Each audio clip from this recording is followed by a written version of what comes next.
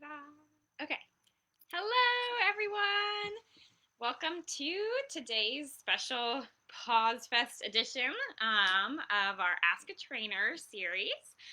We got tons of questions this time, so thank you so much, everyone who submitted. We got so many that I'm will for sure have to do another one of these really soon because there's no way I can get to them all, which is a great problem to have. I promise I will do another one really soon so that everybody's questions can be answered. But thank you everyone for submitting. We got some great questions. Really appreciate it. And I'll go ahead and jump into them. Oh, one other thing was I got a bunch of questions. Several people asked things that we'd answered in the previous couple videos. So I went ahead and linked. I'm pointing, but it might be on the other side of your screen. But I went ahead and linked in the description of this video to the previous two Ask a Trainers and pulled out and linked to a specific video just about dogs pulling on the leash because we got lots of questions about dogs pulling on the leash, dogs pulling towards other dogs, problems with walking on the leash, and I went into that like pretty extensively in the other two Ask a Trainers. So I linked to those and then also linked specifically to the pulling on the leash question so that if that's your big issue, you can go straight to it. So check that out if that was your question. If there's anything not answered in that, be sure to let me know and I can always follow up on it, but I think we went into it like pretty in depth. Okay, so that's pulling on a leash and a couple of the other questions that we got asked that have already been answered. Be sure to check out those other two videos because they are many of those, the common ones we get were answered in those. Okay, so starting for today, I've got my list of questions here, and I'm going to read one. So I got this one that I liked a lot that said, my dog jumps to greet me and leans up when I'm eating. I like it, but I don't want him to do it to others. Do I have to get him to stop doing it to me so that he doesn't do it to anyone else? So I thought that was a great question because I think probably lots of people are in the same boat. You know, maybe they don't mind sharing their food with their dog, but they don't want them like begging to everyone when they're over, or your dog kind of gently jumps to greet you when you come home and you're happy to see them too, so that's fine, but you don't want them to jump on everyone. You're wondering, is there a way to do that? So the good news here is that yes, you can totally teach your dog that there are kind of different rules for different situations. In fact, your dogs probably see it so differently, so such different situations, what they're doing with you versus what they do with guests over, or just different people altogether. That you don't have to feel guilty if you're okay letting your dog jump on you. That's totally fine, and you can teach them that it's a totally separate thing, or give them some tricks that you can use to get them not to do those things to or with other people while still letting them do it with you. So yeah, dogs absolutely learn that there's different rules for different people, that different situations do not have the same behaviors. They get that. They kind of do that on their own. A phrase we use in dog training all the time, this is true for cats as well, is that they do not generalize well. Sometimes that can be frustrating because if you've taught your dog something for one situation, doesn't mean that they'll understand it or be able to do it in another situation. But in a case like this, it's really great news because you can let them do something, whatever you want with you, and that doesn't mean that's going to mess up your training with what they do with other people. So yeah, good news there is dogs don't generalize well. So in this case, this is to your advantage because it's two totally different situations. So you're probably wondering, I'm going to talk about the eating one first. So they asked basically, you know, I'm fine with my dog kind of hanging out with me when I'm eating and sharing with them, but I don't want them, I think, probably like begging from other people or other guests at the table. This one kind of made me laugh because I was picturing if you've ever been at a table with a bunch of people and one person is feeding the dog, it is very obvious, and the dog will always find that one sucker and hang out with them. So if you've seen that, you know that for sure dogs understand that some, you know, that not everyone is the same because they're going to hang out with the person who's feeding them. So if you would like to teach your dog, basically have something that you can use when you want them to not be begging at the table that doesn't rely on never feeding them or not, you know, letting them do it when it's just you. A really kind of great easy trick I like to use for dinner time with my own dogs is basically go to your place or go to your mat. So what you want to do is have a little dog bed or a blanket or a towel, just something comfortable that they like that is their spot, and this is going to be your mat. And you're going to teach your dog how to go to their mat, and then you, of course my dog's barking in the background there. So you're going to teach your dog how to go to their mat, and if you have a cue for that, then you can pair it with basically teach them the association that you're consistently sending them to their mat at dinner time when you're eating your dinner, and that way you can use that cue. Let's say you have people over and you don't want them begging, you can send them to your mat when the people are over, but you don't have to use it if it's just you.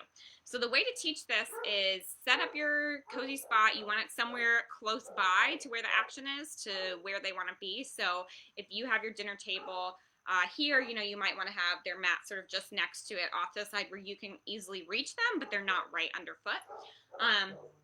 And then the first thing you're going to do is just start teaching them that the mat is a good place to be. So you're going to sort of use your treat and guide your dog over to the mat. So if this is my treat, I would have it like right in front of my dog, bring it over to the mat, ask them to lay down on the dog bed, the mat. As soon as they do lay down, I'm going to give them that treat. And the key here is I'm actually going to keep rewarding. So I'm going to keep putting treats on the mat, not from my hand, but putting it directly on the mat for them to eat off of, as long as they stay there. So if they get up and walk away, that's fine. I'm just going to reset and do it again. But they'll start to get the hang of it that why would you move from this spot? All you have to do is lay here and you get delivery. It's awesome. So they're going to want to start hanging out for longer in this spot. And this is just the beginning stages of teaching them this is a place to go and this is a place that's highly rewarding. So yeah, step one is kind of show them this mat, bring them over to it, ask them to lay down on it, reward while they do, and reward while they hold that down. Your second step is going to be basically the same thing, but once they're getting the hang of this, once they're kind of quickly going to the mat, laying down on it, all is automatic. Like as soon as you kind of indicate it, they're like, oh yeah, this is the spot. Then they're ready usually for a little bit more advanced. So at this point, you want to start slowing down the spacing of your treats. So exactly the same thing. As long as they're holding their down and laying on the mat, you're going to keep delivering treats. The only difference is step one, when you're first teaching them this, I'm going to be going treat, treat, treat, treat, treat, just letting them know, look, this place is where you want to be. As they're like, I get it, another treat is coming, I'm just going to lay here and wait for it. I'm going to have them wait gradually longer. So instead of treat, treat, treat, I'm going to go treat, treat, treat. As they get the hang of this, you can build on that pause really quickly. You can sort of double it every couple minutes, and maybe each session you're just spending a longer time in that pause. If they're getting up and leaving before you've delivered your treat, probably means you're waiting too long, so go back a step. But most of the time, if you move, you can kind of extend this pretty quickly, pretty efficiently, to where you're going treat, treat, build from there.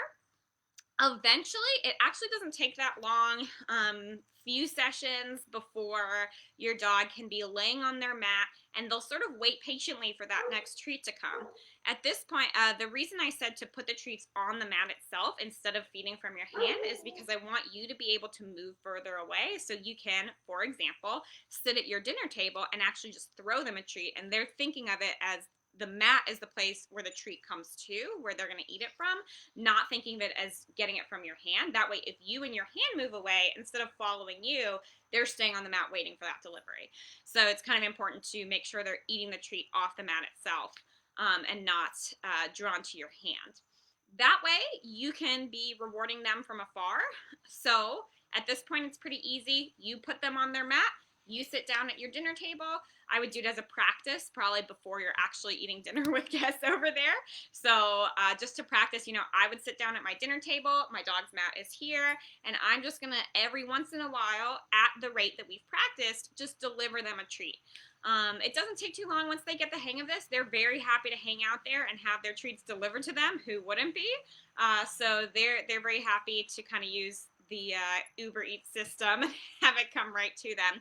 So once they're very happy kind of relaxing on their mat and just getting their treats delivered, you can again continue to increase that pause so that you're not having to constantly treat them. And then it just becomes, as you eat your dinner, once in a while you can give toss a treat to them. Either you can have a little bowl of dog treats for them, or if you're eating something that is dog friendly and they are fine with that, I'll be eating my dinner and I'll just toss them a bite like every 10 minutes or so.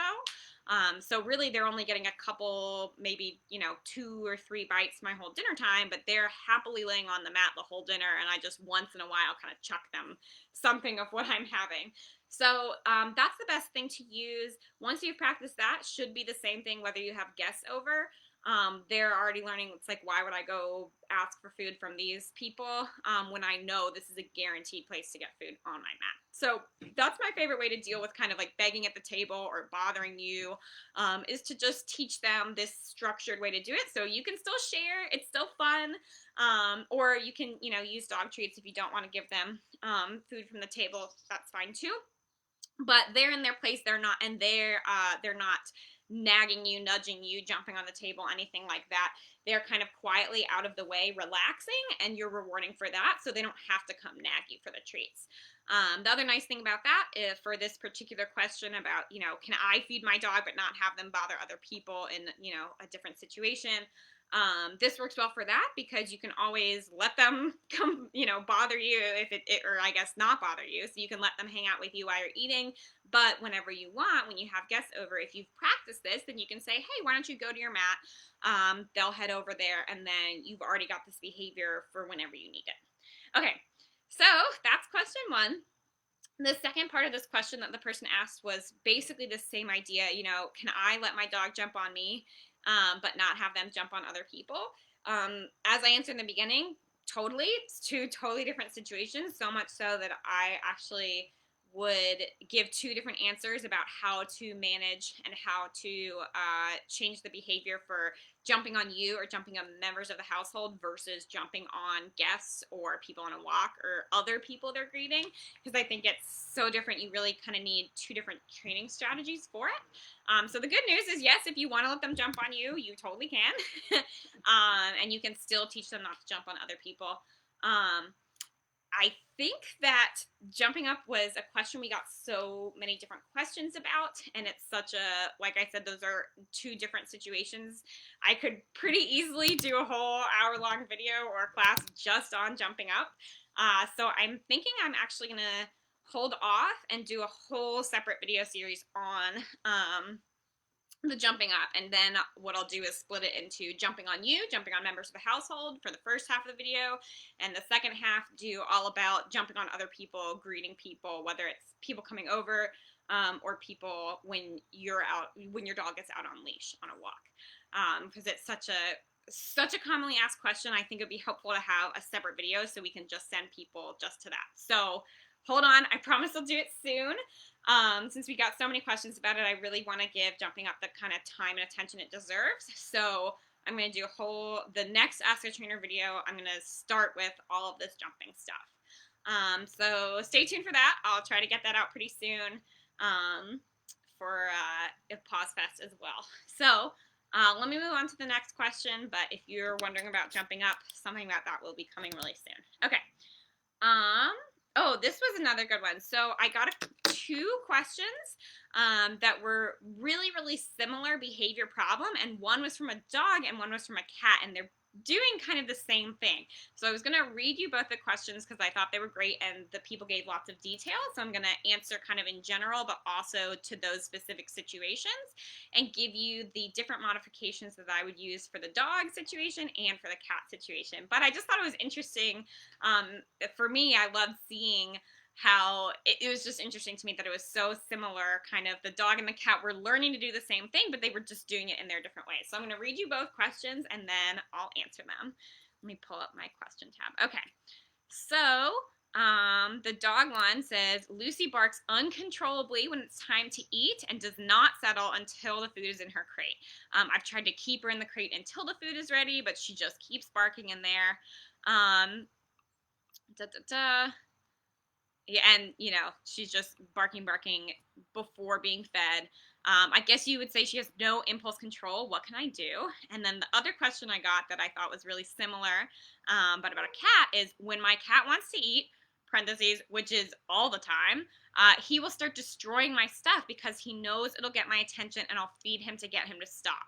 How do I break this cycle without letting him chew up all my books and furniture? So, let me answer that. So, actually, great questions, both of you. You can kind of see where the animal is doing the same thing. They've learned how to do something. They do something kind of purposely annoying that gets your attention or gets you to feed them. Then they're being fed by it, and so they learn this is working, and they're going to keep doing it every single time. In Lucy's case, the barking before eating, basically, she's just seeing this pattern. She barks, she gets fed. She barks, she gets fed. She barks, she gets fed. So if she wants to get fed, she's thinking, well, what works every day is to bark first. We call this superstitious behavior, when basically they're seeing a pattern, but it's not reflecting reality. So the real thing that's happening is you were already making her dinner. You're going to feed her whether she barks or not. But it actually makes perfect sense from her perspective. She barks, she gets fed. That's just a basic pattern she's noticing every day. So she's going to keep barking to get fed. And just like with the cat, it's very hard. You can see how it becomes a cycle because you're feeding them to get them to stop, but that just reinforces to them every single day that this behavior results in them getting their food. So why would they stop? So it's slightly different situations, but kind of the same idea that the animal has learned they're going to do this thing, and that in their mind is resulting in them getting fed. For the cat, it actually is. You're feeding them to get them to stop. And for the dog, you just happen to be feeding them anyway, but the thing they did right before you fed them has become a really strong behavior because you're reinforcing it. And actually, I thought it was kind of interesting, the phrasing of the dog question, because it has nothing to do with impulse control. She's totally smart. I mean, it makes perfect sense from her perspective. It's not, she's just doing what makes sense, which is I bark, the food appears, so why wouldn't I bark to make the food appear? So let me answer. You'll notice lots of similarities, but I'm going to kind of address them both separately since they're slightly different, and one is cat, one is dog. But you'll notice kind of a pattern, a theme to the basic idea. So really what you need to do to fix this and break that cycle is to change the pattern. The thing that's happened is this behavior's become really entrenched because they have noticed intelligently, they've figured out this pattern. They do X, either destroy your furniture for the cat or barking for the dog, and then they get fed. So because of this pattern that they're seeing, it's that behavior has gotten really strong. So the only way to break it is to basically give them a new and different pattern that changes what behavior they're doing right before they eat, and gives them something else to pay attention to, either by preventing that behavior and then feeding, or just changing up some of the pattern of how you feed and prepare their foods so that you're changing that and getting out of that cycle. So what this would look like for the dog, in the case of the dog, what I would do is basically completely change this routine. What I would do is make their food ahead of time. Like if, let's say they eat at 5 p.m., I would make their food at 4 p.m., let her bark as much as she wants. Doesn't matter. 4 p.m. isn't dinner time. So make up the food, and then I'd put the bowl in the fridge. If they're barking, whatever, bowl goes in the fridge. I'm just ignoring the barking. Basically, this is, step one. Now the food prep is separate from the food delivery, and it's separate from the barking. So she can bark as much as she wants, but it doesn't result in getting the food. Over time, she's going to learn the barking's not working at 4 p.m. It's not doing anything, so it'll kind of go away on its own. Now, let's say it's this same day. I already prepped the food. It's in the bowl. It's ready to go. So there's not this whole process of getting out the bowl, getting out the cans, mixing it all together, whatever. Whatever this whole process that she's barking during, you've now separated these into two different time periods. So 4 p.m. is when you do all your prep, that she can bark, but it doesn't result in the food getting delivered. Your food bowl is in the fridge or, put away. Now it's 5 p.m. and it's her dinner time, and it would literally be get the bowl out before she has a chance to do anything, so that instead of this long preparation routine, you're literally just opening the door, getting the bowl, and handing it to her. So there's not even any time to bark. There's no, basically all of these signals, again, this pattern learning where she's learned you get the spoon, you open the drawer, you go in the dog food pantry, all these signals that tell her it's dinner time, that's going to start up her barking, isn't happening now. So she doesn't get any of these cues, and the food is in front of her before she's had the chance to bark. So I would just grab the bowl, stick it in the crate. She didn't have a chance to bark, so you have gotten rid of this pattern. A couple other options, sort of variants on that, like let's say they know to start barking at 5 p.m. now, even if you're not doing the routine, what I would do is couple things. If you have another person, I would take the dog for a walk at 4:50. Just go out to the bathroom, go out in the yard, even for a couple minutes, doesn't matter.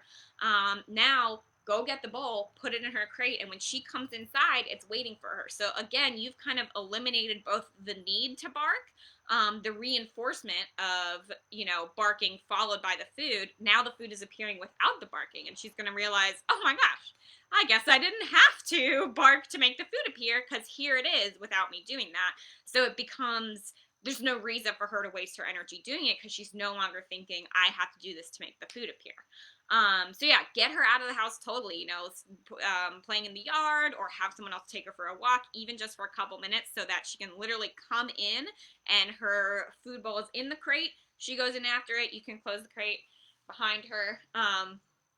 And you've gotten rid of the barking.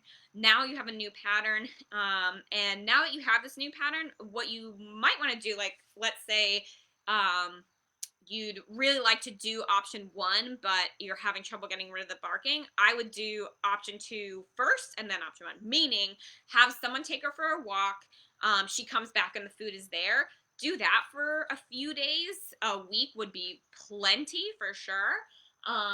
Go for a walk every day at dinner time and come back to her dinner every day for a week. Then from then on, you probably have done enough to change the pattern and get rid of that barking, that now you can make the food ahead of time and just grab the bowl at 5, and you've probably skipped your barking. So you don't have to therefore go for that walk every single day if that's too much of a hassle. But that could be a good in-between step to just break this cycle. Let's see. I think that's everything for, oh, yeah. Well, I'll mention that after the cat one. Okay, so that's what I would do for the dog. I would just change up that pattern. Don't even give her the chance to bark. Deliver the food before she's barking, or have her come back to it, and prepare your food ahead of time so that the food prep and the food delivery are separated. Okay, that's what I do for the dog. Here's what I do for the cat. There's a couple differences. And the main difference here with the cat is probably that you're not feeding at the same time. So this is going to be a stronger behavior, because they've figured out, I can destroy stuff and then it's feeding time to get me to stop. So they're going to try this more often, more frequently, and it's probably more of a hassle because they're actually like causing destruction rather than just barking. Not that barking isn't also pretty inconvenient to deal with, but destroying things I think is a slightly harder to manage. So same basic idea. You need a brand new pattern. You need a totally different situation to break this cycle. And same thing in that it's going to be a little tough to break this behavior at the beginning, because it's become so strong and so dependable. But kind of once you get over the hump, I would say a week is usually the time frame. Every animal is different. Every person is different. It's going to depend how long they've been doing this, how well it's worked, their own individual personality, et cetera, et cetera. But overall, I would say if you can have a totally different pattern and not reward the same behavior every day for a week, I'd say you're probably through the hardest part. So you might have a week of destruction, but you should make it through the other side. So let me get into kind of the nitty-gritty with the cat of what I would do. A few things. So I think she said she was destroying her books, like chewing on things, basically mischief and shenanigans to make it be feeding time. I would do a couple things to change the pattern. So one, I would make feeding time the same time every day, no matter what. So feed the cat just like you would a dog.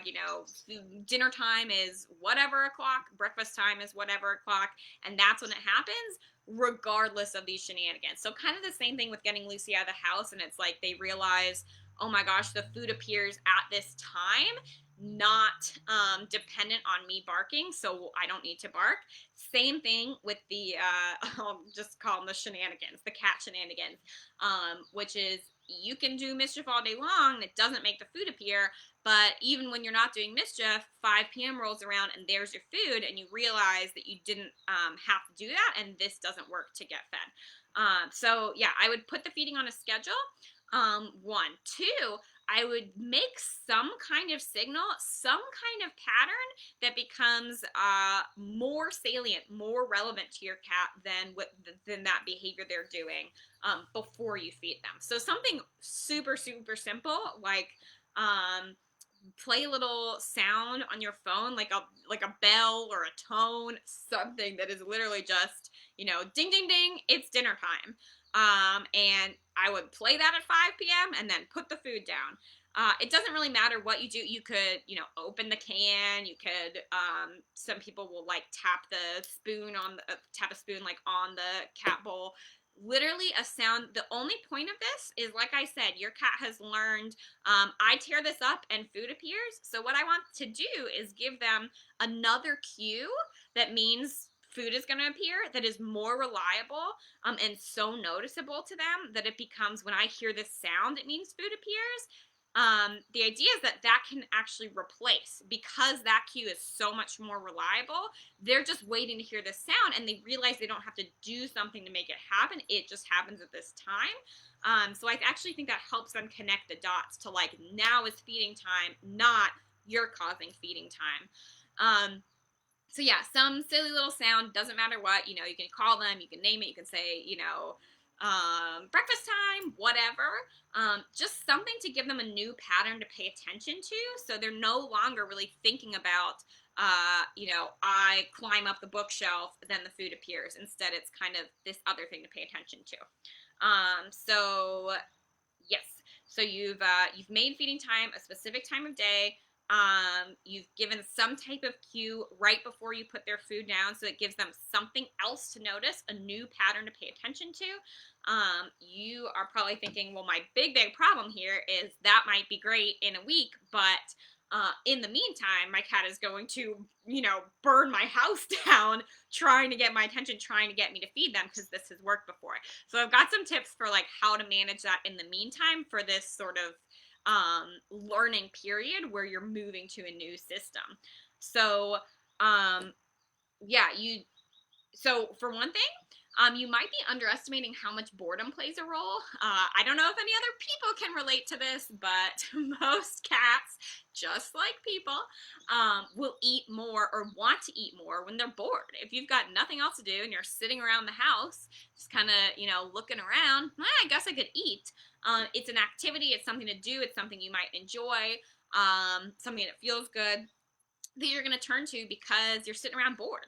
So the very same thing is true for cats, and one thing that's going to help a ton with the destruction that you're seeing, especially this, I'm bored, so I'm going to go chew something up to get dinner, is to basically give your cats lots of other enrichment, give them something else to do, and kind of similar to like getting the dog out of the house, it's like we're going to keep them so busy doing something else that they don't get a chance to do the bad behavior, or the behavior we don't want to reinforce, and then their food appears anyway, and so you've broken that pattern.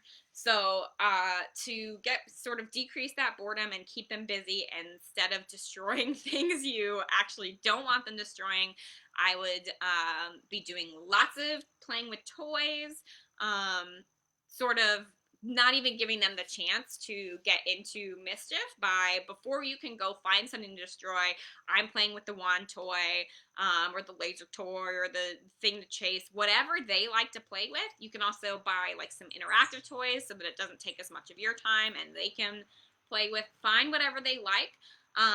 And have a really good interactive, jumping, playing, running, climbing up on stuff, You can also do a game, with food. So you can do something like, you're throwing the treats for them, or you're hiding the treats somewhere and they have to get it out of something. Those are things that are going to be so much more fun to your cat. And keep them busy, so that instead of eating your books to get the food, it's now, ooh, play with this fun toy to make the treat come out. They're basically getting the same thing. They're getting this enrichment, but they don't have to turn to mischief to do it. Then they're going to be hopefully worn out and kept busy, so they're happy, they're getting their play, they're getting their enrichment, and that should be enough to help get you over this hump. The only other thing I'd say is to use a lot of what we call management, which is basically, instead of teaching the animal to do something different, just make your life so much easier by kind of cat proofing the house, blocking off a certain space, having them basically have the things you don't want them messing with, the things they're destroying or hurting or climbing, don't have that accessible to them, and that way you don't have to rely on the cat to make the right choice. There's really, it just makes your life easier. I mean, this if anybody else has a toddler, it's the difference between, trying to teach your toddler not to stick their hand in the outlet, or just popping in one of those outlet covers. Popping in the outlet cover is management, and it is a lot easier. So similarly, if you've got, a dog or a cat, you can put up a gate, you can put things in a closed cabinet. Whatever they're destroying, if she's getting into your books, I would put it, in a dresser drawer. Again, this doesn't have to be forever. This can only be for while you're breaking this pattern that they've learned. So you might hide everything away, cover everything, or keep the cat in a separate part of the house, block off the things that they're getting into and destroying, provide them with alternatives, like here's something to scratch, a scratching post, here's something to climb, here's toys to play with. So they're learning to do those behaviors with these things. Meanwhile, your bookshelf or your furniture is blocked off, not accessible. So they don't really have the option to make the wrong choice. Now you're making all these new patterns. So they're playing with these toys, they're climbing their cat tree instead of climbing your bookshelf, they're eating their puzzle toy instead of eating your books. And while they're busy doing all that, you're now reinforcing and teaching new patterns. These are the things you play with. These are the things you get that same enrichment from. Your cat is no longer bored. They're hopefully tired and resting. And during that week or so, while you're transitioning and you're providing them all this extra stimulus and blocking off access to things you don't want them getting into, that's when you're doing those first steps, where you're making a scheduled feeding time, making it really clear, nothing else. You have to ignore no matter how annoying they're being.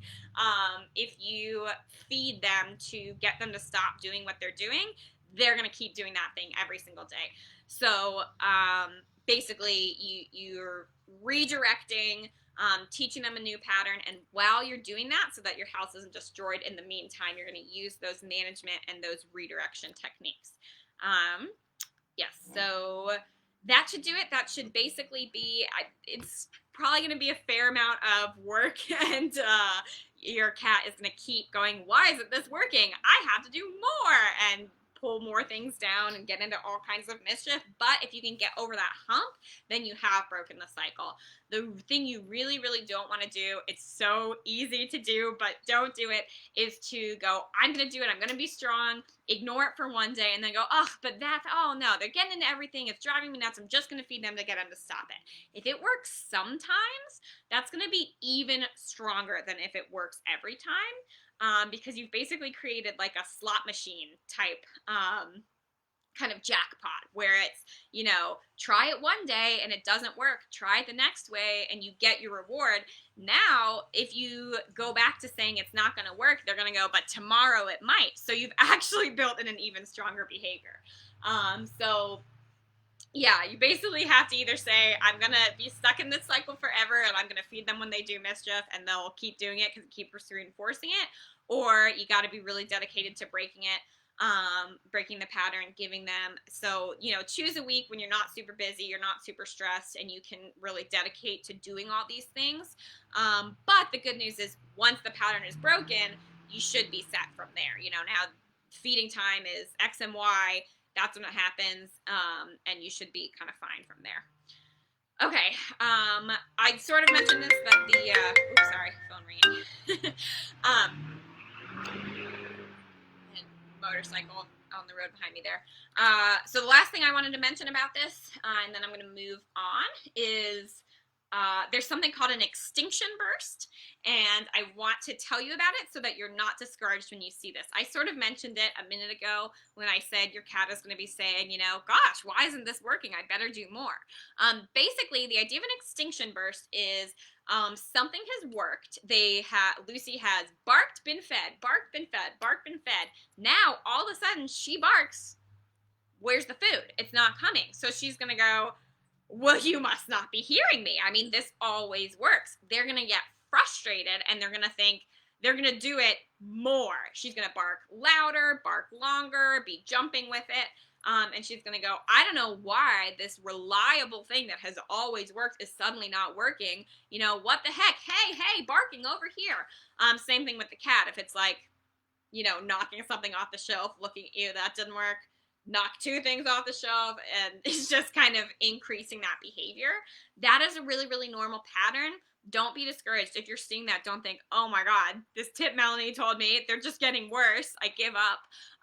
And, you know, then feed them. Don't worry. Don't be discouraged. What you will likely see is kind of in these first couple days, or the very, very first time especially, that you don't respond the same way you have. So if you've always fed them after they've done this behavior you don't like, now one day you don't feed them when they're doing the behavior, they're going to not understand what's happening and be frustrated, so you might see more of the behavior. This is why I like to say a week. Again, that's a really arbitrary number. It might be 3 days. It might be, you know, 10 days. There's going to be a variation, but basically I say, you know, if it's past a week and you're still not seeing improvement, that's probably not an extinction burst. But I like to give kind of a timeline just so you have that light at the end of the tunnel to know, don't give up just because it doesn't work on day one. They're optimists, they're persistent, they're going to keep trying. But if day one I bark, it doesn't work, I bark louder, it still doesn't work. Day two doesn't work. Day three doesn't work. Day four, they're like, forget it. So, you know, those numbers are not exact. Don't be horrified if your dog is still barking on day four. Keep with it. But most of the time, it's very, very rare, I think, that you would have like past a week of being consistent that they would still be trying this thing that doesn't work. They're pretty smart. They figure out what works and what doesn't. That's why they're doing these behaviors in the first place, because it was working and it got reinforced. So when it stops getting reinforced, don't be discouraged if you see this little burst of behavior, but it should, after that, start to decrease, eventually go away, and then you can move on. Okay, that was pretty long, so I'm probably going to wrap up with those ones. Like I said, I definitely want to tackle the jumping up issue, so I'm thinking that'll be the very next video. Some other questions I got, we got some stuff about nail trimming, also about kittens playing like with their claws out, so I'm probably going to do those two together. Really, the cats jumping up with their claws versus your dog jumping up and nipping at you, that's kind of the same thing, so I'll probably address those together in the next video. Okay, so thank you for all the great questions. I'm sorry I couldn't answer them all in one go, but like I said, good problem to have, because I will come back and do another Ask the Trainer, and I'm going to cover cats jumping on you, dogs jumping on you, and what to do about those claws. So nail trims, how to do those. Those I think will be the next topics. And if you ask a question that's not one of those and that I haven't answered yet, don't worry, I've got them all on a list. I will make sure I get to all of them. And one more time, I'll just say, just in case you missed the beginning, we did get lots of questions about pulling on the leash, dogs pulling on the leash, and also about dogs barking. Both of those were addressed pretty extensively in the first two videos, so I linked to those in the description of this video, and they're labeled, so you should be able to find that. By all means, keep sending questions. I will keep answering them until they've all been answered. But stay tuned for another Ask the Trainer soon. Thanks for tuning in. Thanks for sending questions. And hopefully, you know, this is, oh, thanks, Lena. Thank you. Thanks for watching. Thanks for sending everything. And I will see you at the next Ask a Trainer soon. So, see you guys soon.